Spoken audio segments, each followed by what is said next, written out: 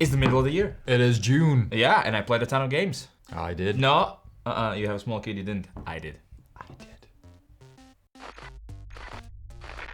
In this video we're gonna look at our most played games this year so far, which in several categories are the ones that we played the most. Each year we do one of these lists where we take all the games, divide them by plays, because we log those, because we are nerds. And then we just check and, oh, guess what? This is the most played Euro game, or party game, or filler game. You wanna know which ones those are? Let's get to it. The first category, Euro game. 3, 2, 1. June Imperium. Oh wow, that's the most played? Yes, it is most played because a good friend of mine is making tournaments now. Okay. So I had to play those. Oh, had to. I wanted to play those, I played those, and a lot of games there. Good save, because I know he's watching this. Yeah, you yeah. really wanted to participate, right? For those who don't know, it's about Dune Universe, where you play one of the houses and try to control Dune, get the most spice, and win all the conflicts. And this is one of those hybrid games where you have deck building, you have worker placement, you have a little bit of kind of area control, resource management, a little bit of everything. For both of us, one of our favorite games of all time. really. And when talking about planets, looks like you have one as well. I do, except mine's unknown. This one's super lighter. This one's polyomino placement game, essentially Tetris pieces. Each player has their planet, and then you're placing pieces. And each time you place a piece, you get certain resources that give you bonuses for scoring or extra actions and so on and so forth. And each player gets a corporation board where you move those resources up. But the biggest draw of that game is the lazy Susan in the middle. I turn the wheel or well, lazy Susan. And then I pick a piece, and then everyone else has to pick a piece that is in front of them. Place them, move the resources, next turn. Flows really nice, it's very accessible, kids can play it, grown-ups can play it. There are tons of different boards that you can play, and each has separate rules. Just watch our review. So you have played it so many times and you still don't know what planet that is? Yeah, I got something stuck in my teeth. I'll be right back. You hold on. While Giannis is away, I will ask you, please support us on Patreon, because each month we make a separate video that only supporters see, as well as we have Discord server where we chat with everybody who supports us. What else do Patreons get or supporters get? Did you tell them about the extra video? I told them about the extra video. Did you tell them about Discord? I told them about Discord. Did you tell them about the super extra great and warm feeling that they can help us financially? No, I did not do that. That's the best one. The most played story game. 1. Eon's Trespass. No, surprise, surprise. And by that I mean 0 surprise. Do tell us how great it is. The biggest game I have ever played with a massive campaign. It's something that's a hobby in itself. You're in ancient alternative Greece, and it's about monsters, about upgrades. Played for hours and hours and hours and hours. When will I get it? When will I get to play it? We talked about it in 20 years when I finished 20 it. years. The main mechanisms in this game: boss fights, try to wound them with different body parts. The other part is like the story, where you travel around, read a huge book, and also craft new equipment and stuff and get just better. It's for gamers. It's really serious, but the story here is amazing and one of my favorite games of all time. But before we jump into yours, you had Planet Unknown. So you played a game about a planet you don't know, and now you have something shiny. Yeah, Is it your memory, or are those names of the games really? There was Ella and then something shiny on I can't the remember. cover. It's just... I remember it was a planet. And I know she had something shiny. It is a solo only game. It is about a little rabbit girl who goes to the mountain to get something shiny. And essentially there are like multiple scenarios that you go through, and each scenario introduces like a separate gimmick thing. You have to observe pictures, and then from time to time they will ask you, so how many of these are in those pictures, and then you have to answer and you can get bonuses. Carry things from one scenario over to another, you get skills, you learn new things, you meet friends, so it's kind of family friendly, but then some things are darker there. Yeah, it's solo, but you can play it together with a kid and then make decisions. There's a lot of decisions there. Do we help these kids or do we not? Or do we fight this nasty gang or not? The most played solo game. 3, 2, 1. Final Girl. Alright. Remember, we don't have to pick the games we liked here. It's just a fact. It's the most The most played. We recently reviewed this game, and for a review we needed to playtest it, obviously.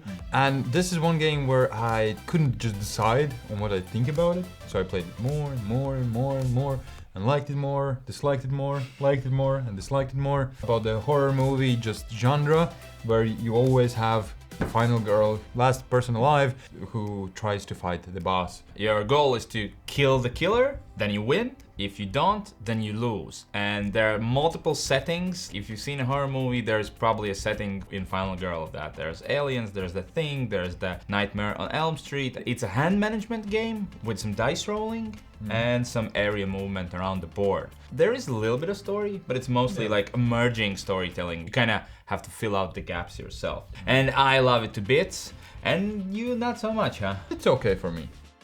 The most played party game. 2, 1. Similar for me. Borderline party game? Borderline party game, Borderline filler, but I wanted another game in the filler, so I got it. One of the most played games for me in general this year. You have cards laid down on the table, and one of you knows who's the bad guy. So if you have played Mysterium, you know the basic concept. If not, then here's the basic concept. That person can't talk, right? He knows the information, he can't talk, but he can give you hints with a card. Plays out a card and gives you hints on which card that is. That's it. That's the simple premise of the game. Everybody else cooperatively tries to talk and find out who is like the guilty one. And there's different themes with animals, Harry Potter, and so on and on. It's so quick to play one session that we just played again and again and again, and it's always fun. Mysterium super light. So mine's Spicy.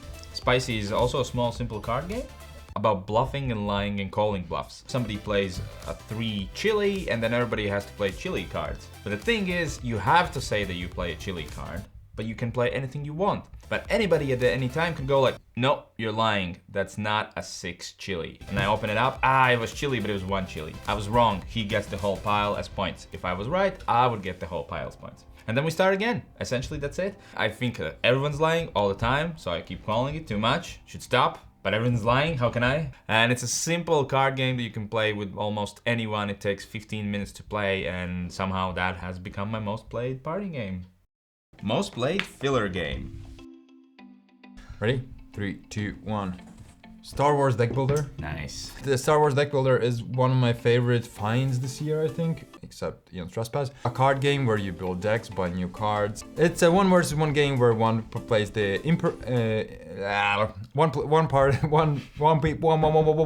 one. I think they got it. So there are rebels, played by one person, and the other person plays Empire, that's what I said. And they just fight each other and try to destroy the other person's bases. You can buy cards like Darth Vader, Han Solo. You play all the cards that you have in hand, and some cards attack, some cards get you resources to buy cards, some cards give you force, because force needs to be with you to win the game, kinda. So good at 2. Really, really great game. Mine's Zingazam. This is a small little card game that is not widely available yet. It is available in the Baltics. If you search for the Brain Games online store, you can get it there. But essentially my replacement for Uno. You have a hand of cards, and all those cards are facing the other players. It's a trick-taking game. On my turn, I'll play a card, and then when everybody has played a card, the highest number takes the trick. Yeah, right, simple. But each of the cards also has special abilities. Next player skips a turn, I decide what the next player takes. I can get a cat card that gives you an extra options, and it's super simple. Played with my kids, played with grown-ups. Really nice, simple game that would be a filler, can be a party game, can't be a solo game though. And the last one, game we can't get enough of. Like, if we stop now, that's the one we're gonna go play. So what title of a game will you forget now? I am horrified to tell you. Nice. 2, 1. Mindbug. My short list was Mindbug, Undaunted, Star Wars deck building game, and then this. And Terrorscape.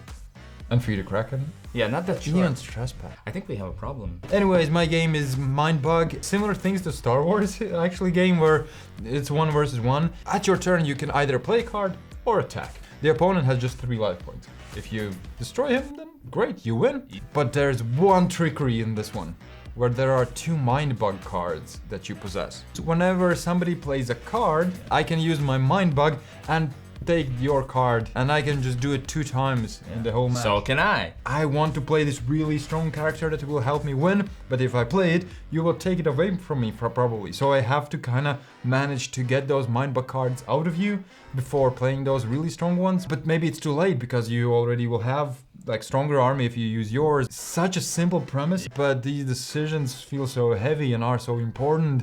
Well, mine's Horrified.